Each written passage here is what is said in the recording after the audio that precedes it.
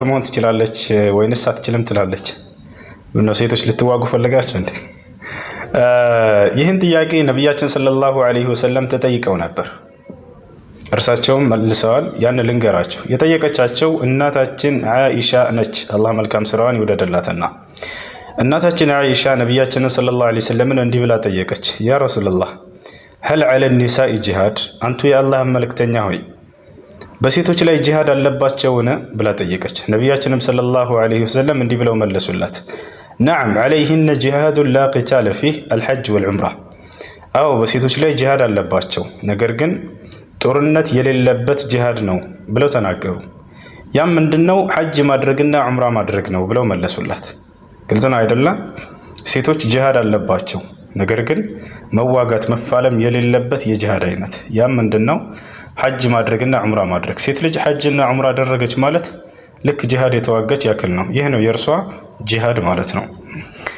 ይህ ልታውቁ ይገባል። ከጠላት ጋር ሂዶ መዋጋት መፋለም የወንዶች ስራ ነው። በወንዶች ላይ የተጣለ ግዴታ ነው። እሺ፣ በሴቶች ላይ አይደለም። ሴቶች ሐጅና ዑምራ ያድርጉ። ይህ ነው ትልቁ የነርሱ ጂሃድ ማለት ነው። ነገር ግን ወንዶች ጂሃድ በሚዋጉ ጊዜ የሚቆስሉትን ለማከም፣ የሚጠሙትን ለማጠጣት፣ የሚራቡትን ለማብላት፣ የሚጎዱትን ለማገዝ፣ ሕክምና ለመስጠት ሴቶች ያኔ ቢሄዱ ችግር የለውም። ልብ በሉ።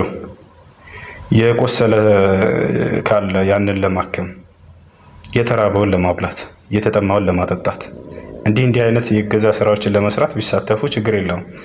ሰሃቦች በሚዋጉ ጊዜ ጂሃድ የሰሃባ ሴቶች እየሄዱ ይህን ስራ ይሰሩ ነበር። የቆሰለውን ያክማሉ፣ የተጎዳውን ያነሳሉ፣ እንዲሁም ደግሞ የተጠማውን ያጠጣሉ፣ የተራበውን ያበላሉ። እና ታዲያ ይህንን መስራት ለነርሱ ተፈቅዶላቸዋል፣ ሰርተዋለን። አንዳንዶቻችሁ የምትጠይቁት ጥያቄ ሊኖር ይችላል። እርሱም ምንድነው? እና ታዲያ አንዳንድ የሰሃባ ሴቶች ጂሃድ የተዋጉ አሉ አይደል እንዴ ልትሉ ትችላላችሁ። አዎ የተዋጉ አሉ።